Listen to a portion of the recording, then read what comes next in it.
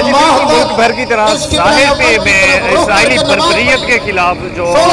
شہریوں نے احتجاجی ریلی نکالی گئی ہے، جس میں شہریوں کی کثیر تعداد موجود ہے، جس میں سیکورٹی کے تمام تر انتظامات احسان صاحب دیکھ رہے ہیں۔ پھر سر اس وقت پیپل پارٹی کے رہنما سردار نعیم یافتہ خان صاحب موجود ہیں، مزید ان سے جانتے ہیں کہ وہ اس ریلی میں شرکت کر رہے ہیں اور یہاں پہ ان کے کیا مطالبات ہیں، اگر وہ ریلی مانی گئے تو کا کیا لائیں گے۔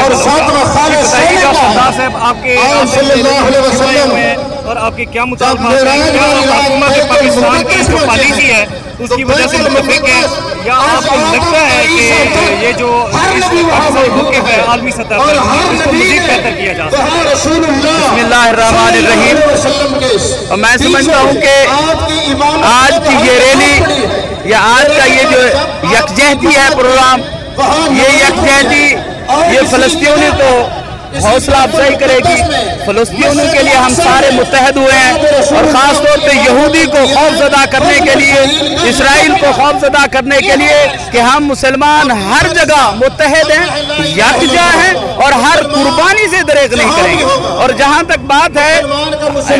ہماری حکومت کی، ہماری حکومت بڑے اچھے طریقے سے کام کر رہی ہے، اپنا کردار ادا کر رہی ہے، اور اسے کردار ادا کرنا چاہیے بھرپور طریقے سے، تاکہ تمام مسلمانوں کے سینے ٹھنڈے ہو کہ ہماری حکومت اس حوالے سے بڑے اقدام کر رہی ہے، تاکہ ہمارا متحد ہونا، ہماری تمام جتنا ہی امت مسلمہ ہے وہ اس کے لیے پاکستان مثال بنے کہ وہ ظالم کے خلاف ہے، ظالم کے خلاف مسلمان ڈٹ کے کھڑے ہیں اور انشاءاللہ آخری دم تک کھڑے رہیں گے۔ ہمیں پریشان ہونا چاہیے، نہیں ہونا چاہیے، اور اگر مسلم حکمران مسلمان ہیں اور